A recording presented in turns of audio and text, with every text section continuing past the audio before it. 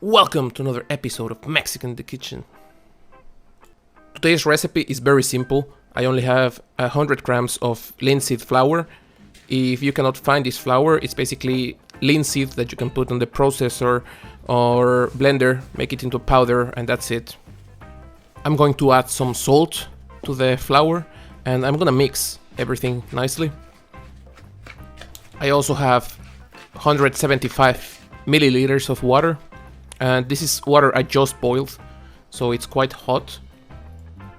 We'll just add the water there, and it's quite hot, so be careful.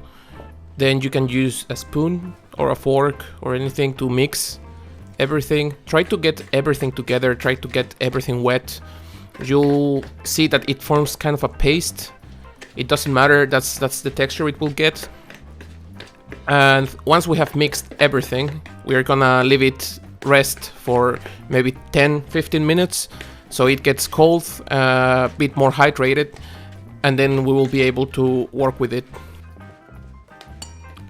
I waited a bit over 10 minutes and now the dough is ready to be kneaded.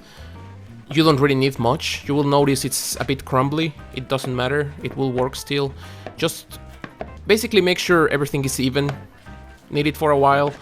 Everything has to be kind of normal paste.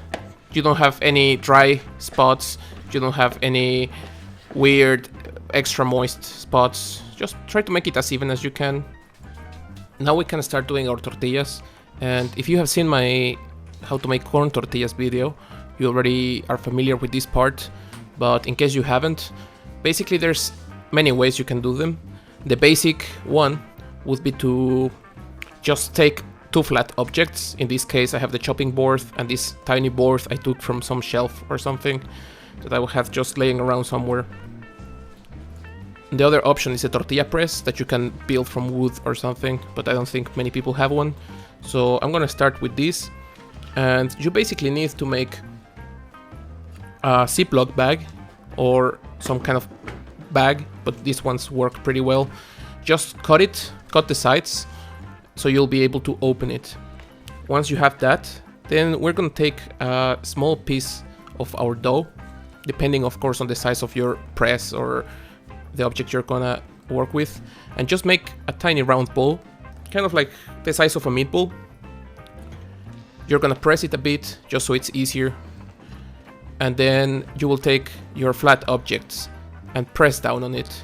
You have to do this on a steady surface, somewhere that you can put a bit more weight on, and basically you have your tortilla. The plastic will help us because it will be very easy then to take it off the plastic, so you won't be making a mess and you don't need much work. You just take it off, take the other end, put it on your hand, and it comes off quite easily. You can see it will be quite even. It's not as even as corn tortillas, but I'm guessing it's the mix, the flour, it makes these rough edges. It still works. You can see it's quite thin. It's very nice. The second option, you can actually build it yourself. It's just two pieces of metal or wood with a lever. It's quite easy, you just need some hinges. The process is exactly the same. It will just make your job way easier because you don't have to apply so much force to it. But again, the same process. You put the plastic bag, you take a tiny sphere, flatten it a bit. You can see how crumbly this flour is right there. It doesn't matter, it will still work. You just take one of the sides, have another lever. Very simple, you barely have to press, and you have your tortilla. Process is exactly the same. You use whatever you have at hand, and basically I think this works with any kind of flat thing you need. This press is a very simple thing, quite easy to use. There you see our tortilla is basically ready. We just have to cook it now. Now for cooking, I have this pan. I like to use Teflon because it will be way easier. You don't really need for it to be Teflon, but maybe it's the easiest way to go. It's preheated. It's on a maybe 3 or 4 out of 6 on my stove, so medium fire. Now this is a bit different than with the corn tortillas, because corn tortillas you flip a couple times, and the color and how it gets puffy or not, it will tell you how the dough is getting cooked. With this one you cannot really tell much. You will notice that when you flip it, you see a change in color on the other side, but you cannot see much. So what I did is just give it some time, flip it after a couple minutes. If you think it still needs to get a bit more cooked, then you can flip it back to the place. But as you can see, the color has changed. The color, it gets like a bit whitish, grayish color.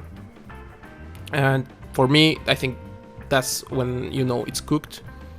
But of course it depends. The only thing that will change is the texture.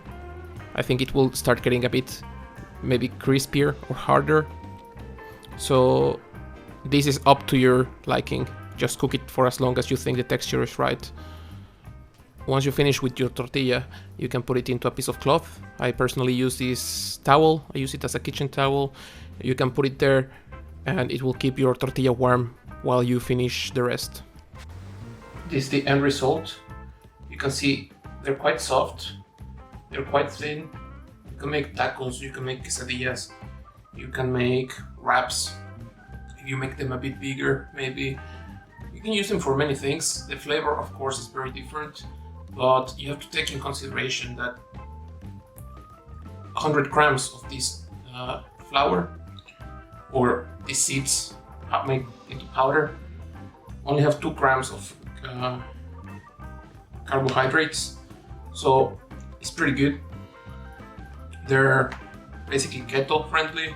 I managed to make quite many of them with those 100 grams, so I would say they're quite enough for maybe 3-4 people. You can have them and have them for a few days. At least in Mexico it's very common to have these kind of tortillas or bread always on the table. You always eat with that, so it might be weird. At least for me, I was trying some keto diet for a few weeks and it's weird not to have something to eat with. These are quite good. You can have a couple with every meal, and I don't know, I use these for making these kind of tacos. There's some meat, there's some avocado, there's some hot sauce made with habanero. Basically, just do whatever you want, do whatever you usually do with these tortillas.